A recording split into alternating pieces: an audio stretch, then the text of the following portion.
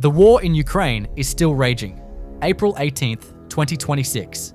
On the Lyman front, the Signum Battalion is back in the air, and Russian forces on the ground are paying the price. Soldiers moving through forested terrain, trying to establish new positions, build a defensive line. They never got the chance. The drones arrived first. Watch carefully. Fast, precise, one after another. What was meant to become a fortified position becomes a target zone in seconds. No time to react, no time to organize. Just drones, closing in from every direction. This is what it looks like when a defensive line is broken before it's even built. If drones can destroy a position before it's even established, is there any point in building traditional defensive lines anymore? Even a bathroom break isn't safe anymore. A Ukrainian drone from the Guardians unit, 36th Marine Brigade, located a Russian soldier inside an outhouse in the Kostiantynivka direction. The strike was precise. The timing, unfortunate. He was just resting under a power pole. Then the drone appeared. Panic. No cover, no trench, nowhere to go. The only thing between him and the drone is the pole itself. So he circles it, over and over, keeping it between them, buying seconds. The chase goes on. He's exhausted. In a final desperate move, he throws his radio at the drone. It wasn't enough. Two soldiers, once again in a very precarious position, became the drone's targets.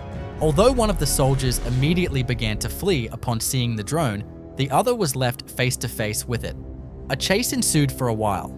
As soon as the drone operator found a suitable position, he moved toward the soldier. Not everyone even had time to react. While one soldier bought himself minutes circling a power pole, others weren't so fortunate. Magyar's birds had drones patrolling the terrain all day. And when they found their targets, it was over before those soldiers could process what was happening. No panic, no final desperate move, just a drone closing in fast. And no time left. This is the other side of drone warfare. Not a chase, not a struggle.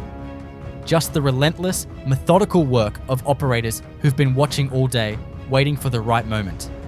When drones patrol continuously and strike without warning, does a soldier on this battlefield ever truly get a moment of safety? Let us know below. They thought the darkness would protect them.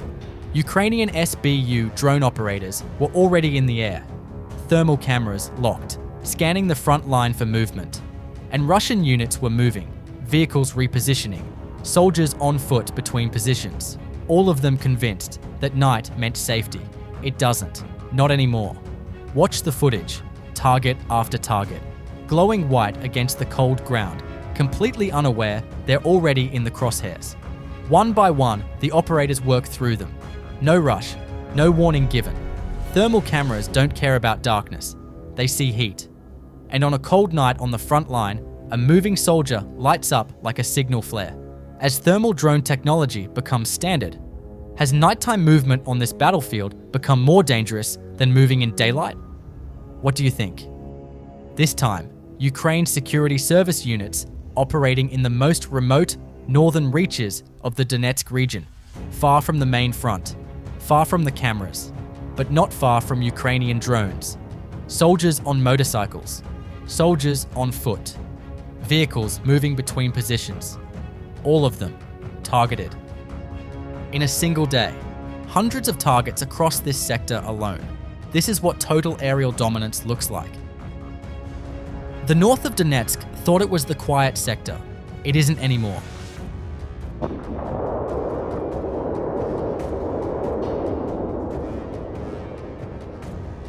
One of Russia's most feared weapons on this battlefield, gone. On April 18th, pilots from the 414th Brigade Magyar's Birds, the 412th Brigade Nemesis, and Lasar's group jointly destroyed a TOS-1A Solntsepek in the Zaporizhzhia region. A coordinated strike between three separate units, all converging on the same target. So what exactly did they take out? The TOS-1A Solntsepek is a 220mm thermobaric rocket launcher mounted on a T-72 tank chassis, designed to devastate fortified positions, trenches, and bunkers. When it fires, it disperses a cloud of chemicals into the air and detonates them, creating a massive shockwave and a fireball that burns out everything within the blast radius. These systems are described as highly destructive but scarce. Russia has only a small number of operational units. Everyone destroyed is one less weapon capable of devastating Ukrainian infantry positions. The Solntsepek was. Now it's scrap. When 3 separate drone units coordinate to take out a single high-value target. Is this level of joint precision the future of drone warfare? What do you think? A drone belonging to the Phoenix UAV unit, part of the 5th Assault Brigade's Reconnaissance Battalion, detected a soldier entering a wooded area while on standby in the Zaporizhzhia region and immediately took off. Before the soldier could even figure out what was happening, he found the drone right in front of him. A Ukrainian reconnaissance unit located a Russian drone operator hideout, the kind of position that feeds targeting data to artillery, directs FPV strikes, and keeps Russian forces one step ahead on the battlefield. The moment it was confirmed, a MiG-29 was already on its way, armed with an AASM Hammer precision-guided bomb, GPS navigation, no room for error. Девки, меня всё трясет. Он куда-то. Он, блядь, сейчас может в дом влететь нахуй. Офигеть! О, смотри, Он в дом! A Russian civilian caught this on camera. A Ukrainian UAV closing in on the Rosneft oil refinery in Novokuybishevsk, Samara Oblast. Not a soldier filming, not a military post. An ordinary person watching a drone fly toward one of Russia's major fuel facilities and recording it. The Rosneft refinery in Novokuybishevsk is one of Russia's significant oil processing plants, feeding fuel into the war machine.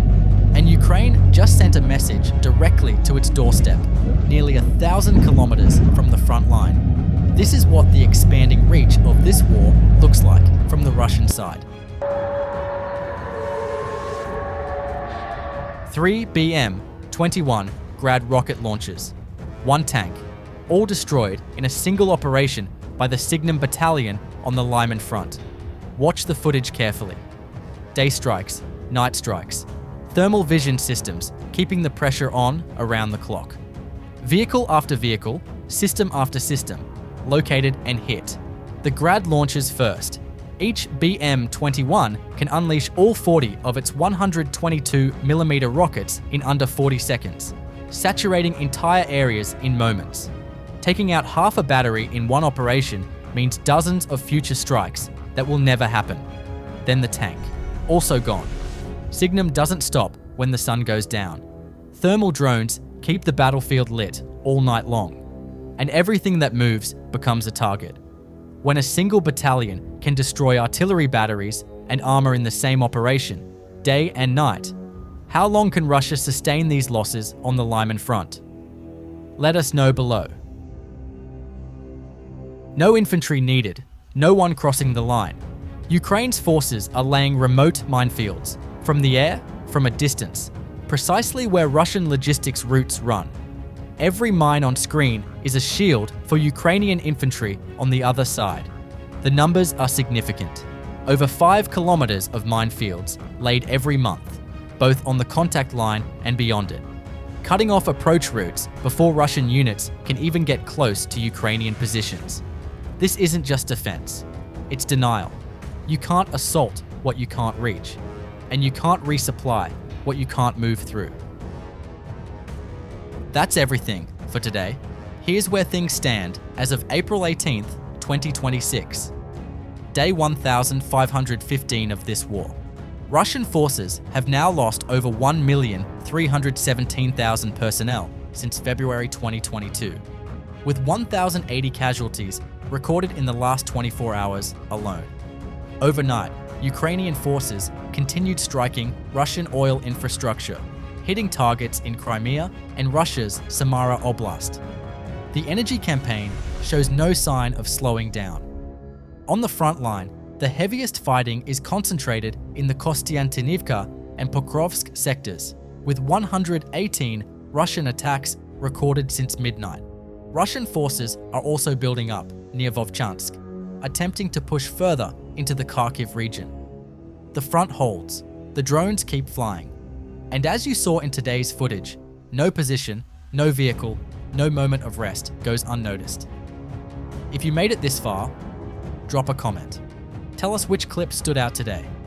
Subscribe for daily Frontline coverage. No agenda. Just the footage and the facts. See you in the next one.